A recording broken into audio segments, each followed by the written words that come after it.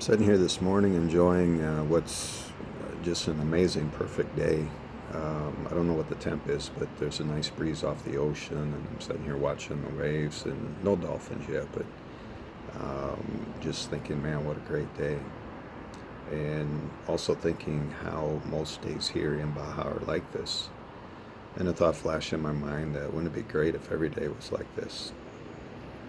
And then I started thinking and listening to what God was trying to explain to me about it all. And He took me back to Iowa where, you might have 30 days a year where it's nice like this. Here we have 330 days, and kind of the opposite, where there might be 30 some days a year where it's not so nice. And so then you kind of think, well, why would anybody put up with what I put up with for 45 years? And a lot of my friends and people I know, even people much older, still live there, like my dad. And it doesn't make sense to me when they can live like this.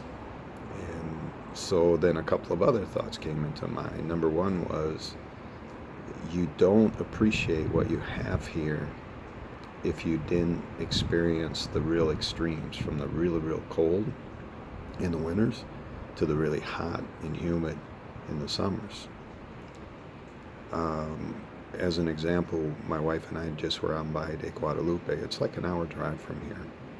And when you leave the coast and start going inland, it's like 20-minute drive inland.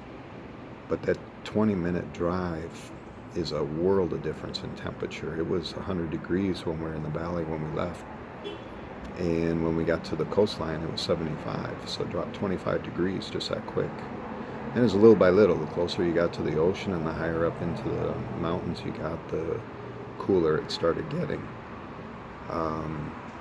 And it's amazing to me there can be that much difference in temperature from this point to that point in Iowa. That doesn't happen.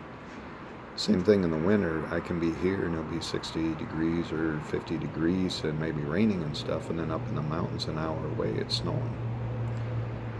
It doesn't snow often, not like Iowa, but we do get snow in the area, and it's just amazing to me. And that's somewhat besides the point, but it's God's creation is just fantastic. It's incredible how He makes certain things happen and why it happens when you start to figure it out. But back to the main point, and that is the differences between the huge ups and downs. It's kind of, it is, not kind of, it is the same in the spiritual realm. When you come into the peace of God and understand what He's after, and you've done things that He's told you to do, even though they might sound crazy at the time, you find this peace that transcends all understanding. And it keeps you kind of like the weather here, where it's never too hot, never too cold. There's a few days where, God might step back and let some turbulence come into your life. But it's very short term, and it's, there's always a purpose behind it. And the weather here is the same. For the most part, every day you're just enjoying a great day. You don't need air conditioning, you don't need heating. You might put on a light jacket or something like that, but it's just beautiful. And you don't really want to leave it. We were in the valley for one day, and that was enough. Earlier this year, we went down to Oaxaca, and we're down on the beaches in Huatulco.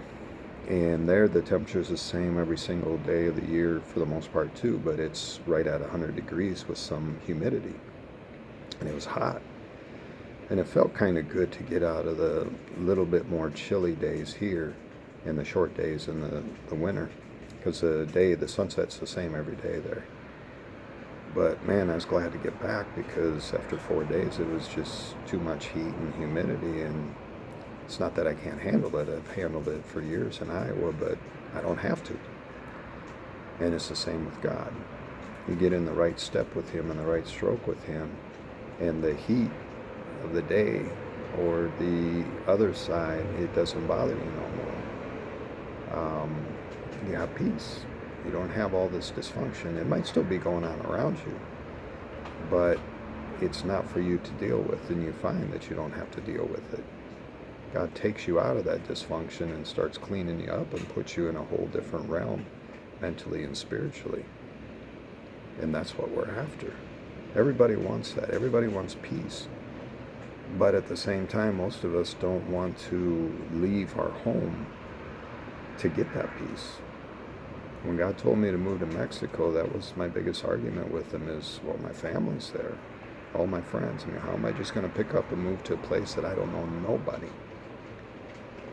Yet that's what he asks you to do. And I'm not saying he's telling you to move to Baja with me, but if he does, don't be surprised. What I'm saying is he will take you out of the dysfunction of your life, and most of you don't even know you're in dysfunction.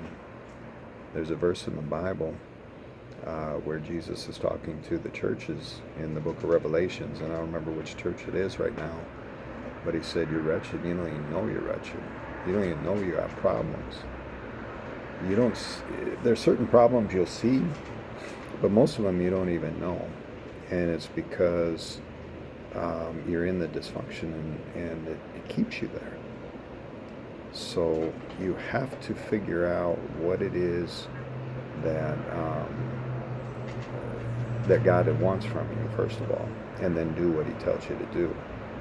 And then the rest will take care of itself, because slowly but surely he'll start showing you what it is that's wrong in your life and how to fix it. And at first you don't understand what's wrong. He just tells you move, and then pretty soon he starts showing you why he moved you. And then you start to get a better understanding. What it comes down to is we must first seek the kingdom of God and its righteousness, and then everything else will be given to you, including perfect weather almost every day. Peace.